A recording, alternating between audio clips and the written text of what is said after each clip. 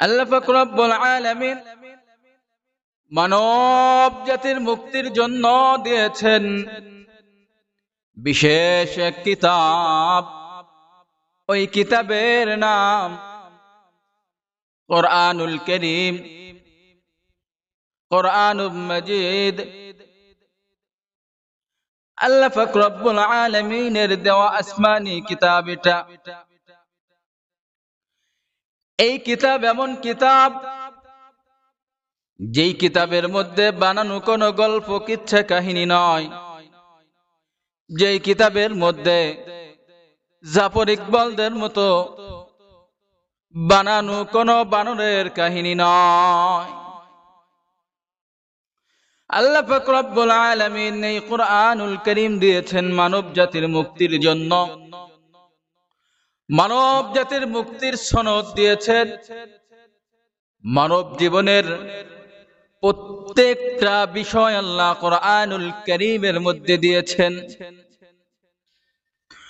কোরআনুল কারীম যে পড়বে, যে ঘাটাঘাটি করবে, যে রিসার্চ করবে, প্রত্যেকটা পাতায় পাতায়, পৃষ্ঠায় পৃষ্ঠায়, পরতে পরতে আল্লাহর দেওয়া বাণী, হুকুম, আহকাম গুলা পাইবে। জাফর ইকবালরা বই লেখে, বানরের সন্তান তারা প্রমাণ করতে চায়। আমার আল্লাহ কোরআনুল কারীমের মধ্যে জানিয়ে দিয়েছেন, ও দুনিয়ার মানুষ, ও নবীর উম্মতের দল, তোমরা বানরের সন্তান নয়। আমি আল্লাহ তোমাদেরকে সৃষ্টি করেছিলাম তোমাদের আদি পিতা আদমকে জান্নাতের মধ্যে। তোমরা সকলে তোমাদের আদি পিতা আদমের সন্তান। আদমের রসে তোমরা সকলে দুনিয়ায় এসেছো। তোমরা বানরের সন্তান নয়, তোমরা বানর থেকে আসো নাই, তোমরা আদম আদি পিতা থেকে এসেছো। আমরা আদমের সন্তান, আমরা বানরের সন্তান নয়, আমরা বানরের সন্তান নয়। যারা বানরের সন্তান, ওই জাফর ইকবালরা, এই জন্য ওরা বানরের সন্তান। ওদের আচরণ বানরের মতো, হায়াওয়ান চতুষ্পদ জন্তুর মতো। সিরাতে সুরতে মানুষ হলেও ওদের সমস্ত আচরণ গুলা বানরের মতো। এই জন্য ওরা দাবি করে বানরের সন্তান, আর সমস্ত জায়গা বানরের কার্যকলাপ চালু করতে চায়। বই লেখে মানুষদেরকে শিক্ষা ক্ষেত্রে, সমস্ত ক্ষেত্রে ওরা বানরের শিক্ষাকেই চালু করতে চায়। যে বানর তার চাহিদা থাকে বানরের দিকে, যে বানর তার আচরণ থাকে বানরের মতো। আর আমরা মানুষ, আদমের সন্তান। আল্লাহ আমাদেরকে সৃষ্টি করেছেন আদমের সন্তান হিসাবে, মানুষ হিসাবে, ইনসান হিসাবে। এই জন্য আমরা বানরের সন্তান নই। আমাদের আচরণ আল্লাহ কেমন হবে কোরআনুল কারীমের মধ্যে দিয়েছেন। আমরা কোরআনুল কারীমের থেকে আমরা জানতে পারি। ক্বালু ইন্নী জাইলুন খলিফা।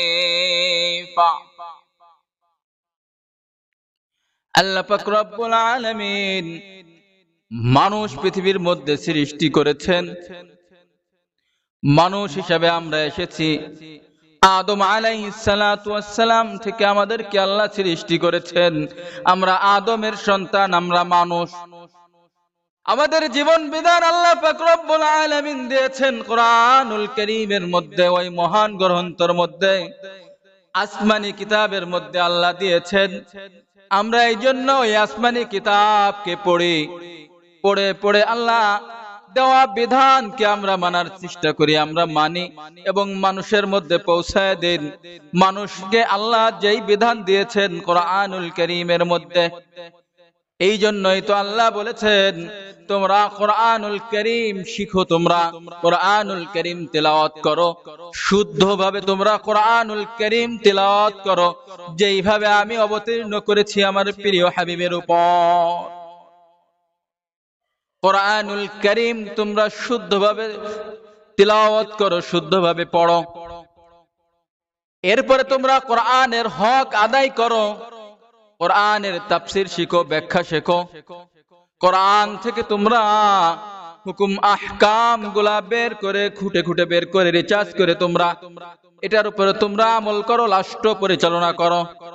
রাষ্ট্র তোমরা পরিচালনা করো, সমাজ পরিচালনা করো, তোমার পরিবারকে এইভাবে পরিচালনা করো, তোমার নিজের ব্যক্তিগত জীবনকে তুমি কোরআন অনুযায়ী সাজাই পরিচালনা করো।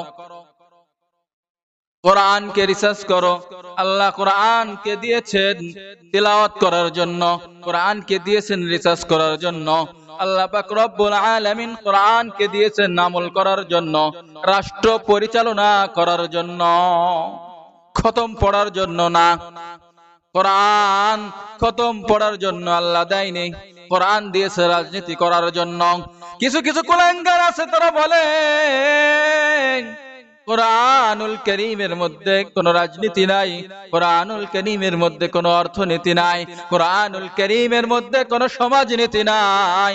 আমার আল্লাহ পাক রব্বুল আলামিন বলেন, কোরআনুল কারীমের মধ্যে আমি সমস্ত কিছু দিয়েছি মানব জাতির জন্য।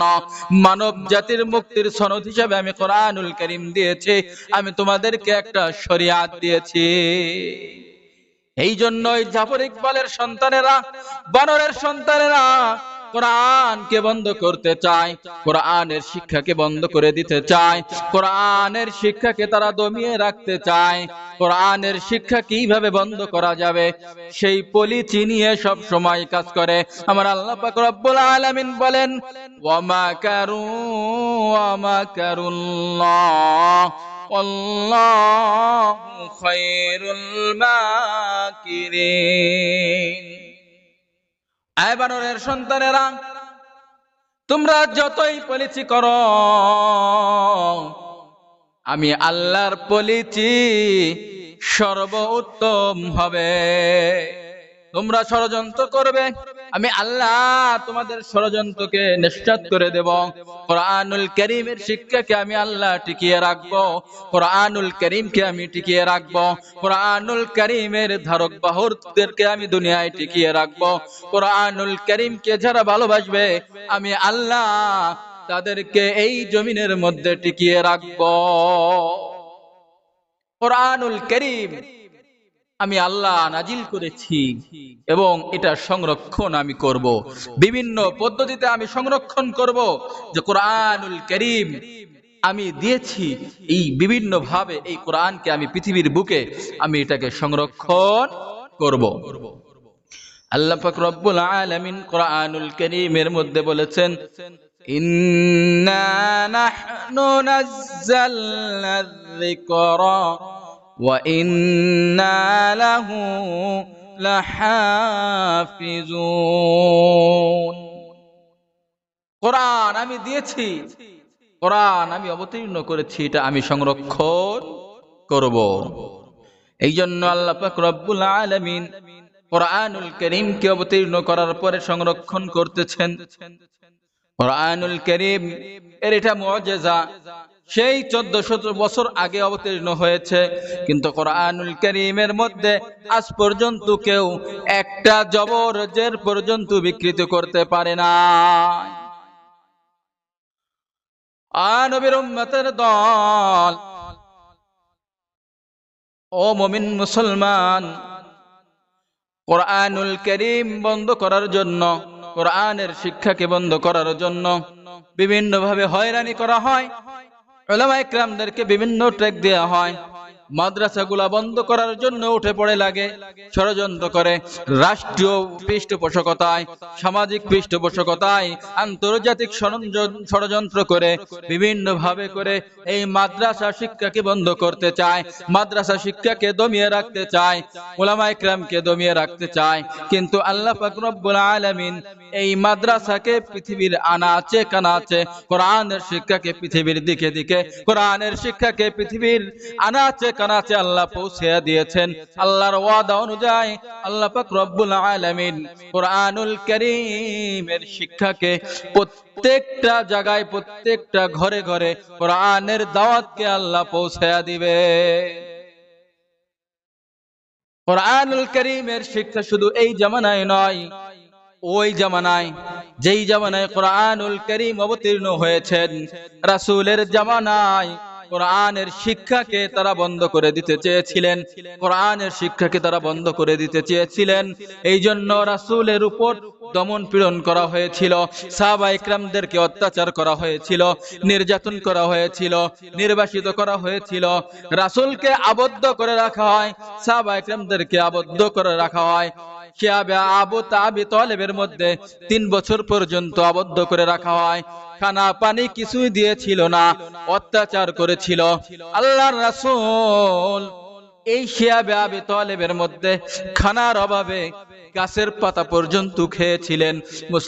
মুসলমান সাহাবায়ে কেরাম অসংখ্য কষ্ট নির্যাতন করেছিলেন, কিন্তু ওই সময়ও কোরআনের শিক্ষাকে বন্ধ করতে পারে নাই, কোরআনের আওয়াজকে বন্ধ করতে পারে নাই, কোরআনের দাওয়াতকে তারা বন্ধ কোনোভাবে করতে পারে না। ওই জামানায় পারে নাই, এখনো পারবে না, ভবিষ্যতেও পারবে না। মুআজ্জাজ মুহতারাম হাজিরিন, কোরআনের শিক্ষা যতদিন থাকবে এই দুনিয়ার মধ্যে, কোরআনের শিক্ষা যতদিন থাকবে এই দুনিয়ায়, ততদিন পর্যন্ত এই দুনিয়ায় ন্যায় ইনসাফ ঠিক থাকবে, আল্লাহর গজব আসবে না। তাফসীরে বাইজাবি খুলে আপনারা দেখতে পারেন, তাফসীরে বাইজাবির মধ্যে সূরা ফাতিহার তাফসীরের মধ্যে বলা হয়েছে যে এই জায়গায় নাবালেগ শিশু বাচ্চারা কোরআন তিলাওয়াত করে, সূরা ফাতিহা তিলাওয়াত করে, আল্লাহ পাক রব্বুল আলামিন ওই এলাকার মধ্যে 40 দিন পর্যন্ত কোনো আযাব গজব দেয় না। তো এবার চিন্তা করেন, আল্লাহ আমাদেরকে কেন হেফাজত করেন, আল্লাহ আমাদেরকে কেন বাঁচিয়ে রেখেছেন? ওই যে আপনাদের এলাকার যে মাদ্রাসা আছে, মক্তব আছে, প্রত্যেক জায়গায় নাবালেগ বাচ্চারা, নাবালেগ শিশুরা কোরআনুল কারীম তিলাওয়াত করে, সূরা ফাতিহা তিলাওয়াত করে, বিশুদ্ধভাবে তিলাওয়াত করে। আল্লাহ তাদের তিলাওয়াতের বরকতে আমাদেরকে আযাব গজবের হাত থেকে আল্লাহ বাঁচিয়ে রেখেছেন। তা না হলে যেভাবে আযাব গজব হয়, যেইভাবে নষ্টামি হয়, যেইভাবে নাফরমানি হয়, আল্লাহ চাইলে আমাদেরকে ধসিয়ে দিতেন। শুধু এই বরকতে, কোরআনের বরকতে আল্লাহ আমাদেরকে হেফাজত করেছেন।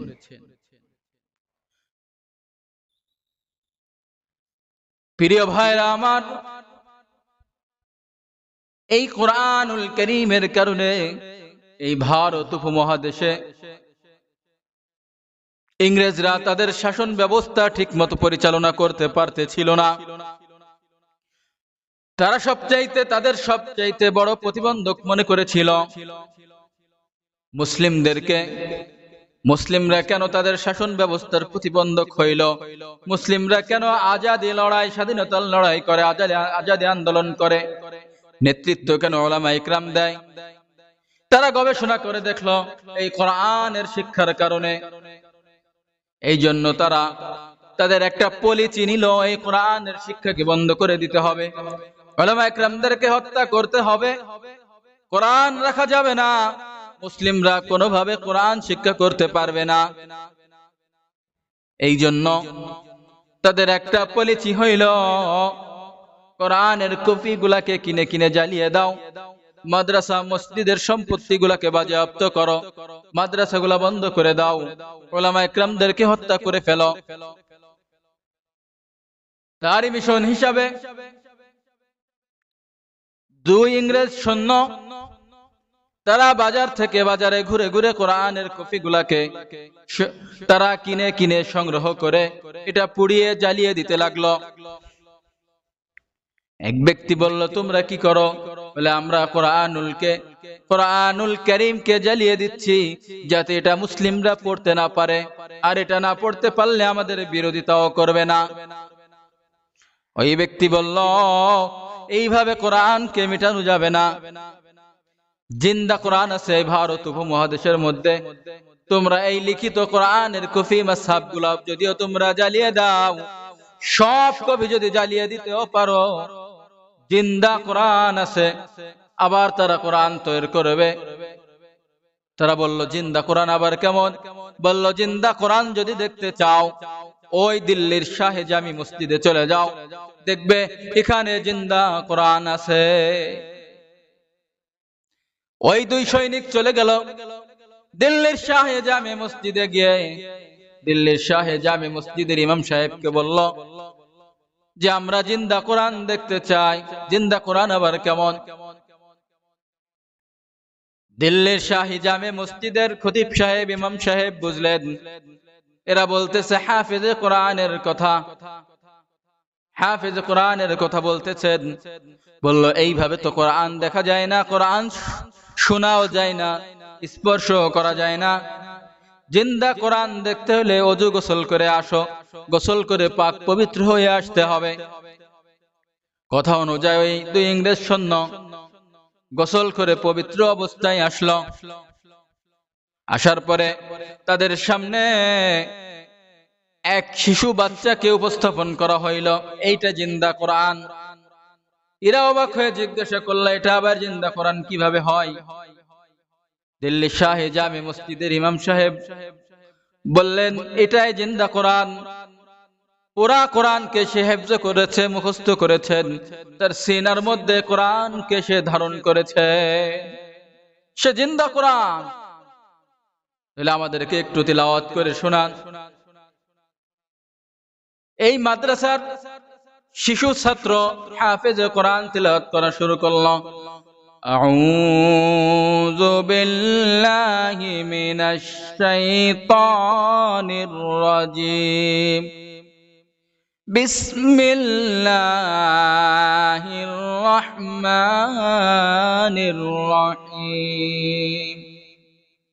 আলহামদুলিল্লাহি রাব্বিল আলামিন। এইভাবে তিলাওয়াত করতে করতে করতে করতে এক বসায় পুরা কোরআনুল কারীমকে খতম করে ফেলল। কোরআনুল কারীম শুনতে শুনতে কোরআনুল কারীম তার মুজিজা দেখিয়ে দিল। এই খ্রিস্টান ইংরেজ সৈন্যের অন্তরে যত কুফরি ছিল, সমস্ত কুফরিগুলা জ্বালিয়ে পুড়িয়ে ছারখার করে দিয়ে তার অন্তরকে পবিত্র করে দিল। ওই সৈন্য কাঁদতে লাগলো, বলল, হুজুর, আমাকে আপনি ইসলাম ধর্ম গ্রহণ করান, আমি ইসলাম গ্রহণ করতে চাই, আমাকে আপনি কালিমা পড়িয়ে দেন।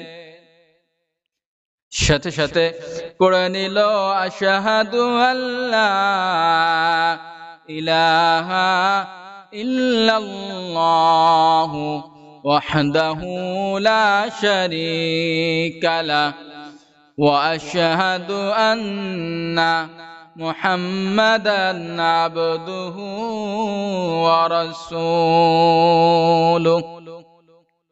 মুসলিম হয়ে গেল। ওই ইংরেজ সৈন্য তার সাথীকে বলল, ভাই আমার, আমরা এদেশে আসছিলাম কোরআনুল কারীমকে জ্বালিয়ে দিতে, কিন্তু কোরআনুল কারীম আমার অন্তরকে জ্বালিয়ে পুড়িয়ে ছারখার করে দিয়েছে। আমার অন্তরে যত কুফরি ছিল, সমস্ত কুফরি গুলাকে জ্বালিয়ে পুড়িয়ে ছারখার করে দিয়েছে। আমি ইসলাম গ্রহণ করে ফেললাম, আমি আর ওই দেশে ফিরে যাব না, আমি আর ইংরেজদের কাছে ফিরে যাব না। তুমি আমার দেশে গিয়ে আমার পরিবারকে বইলো, তোমার সন্তান যেই উদ্দেশ্যে ভারতে গিয়েছিল, যেই কোরআনকে জ্বালিয়ে দেওয়ার জন্য গিয়েছিল, সেই কোরআন তোমার সন্তানের অন্তরকে জ্বালিয়ে পুড়িয়ে শেষ করে দিয়ে সমস্ত কুফরকে ধ্বংস করিয়া দিয়েছে। ভাইরা আমার, কোরআনের মুজিজা এমন কোরআন মানুষকে নেকের পথ দেখায়, হকের পথ দেখায়, মানুষের পূর্ণাঙ্গ জীবন ব্যবস্থা। হুদাল্লিল মুত্তাকিন, মুত্তাকির জন্য এটা হিদায়েত। মুআজ্জাজ মুহতারাম হাজিরিন, এই জন্য কোরআন শিখতে হবে, কোরআনুল কারীমের শিক্ষাকে প্রসার করতে হবে, কোরআনের শিক্ষা ধরে রাখতে হবে, কোরআনের শিক্ষার দিকে মনোযোগী হইতে হবে, সন্তানকে হাফেজ কোরআন আলেম বানাইতে হবে। তাহলে আখিরাতে মুক্তি পাওয়া যাবে।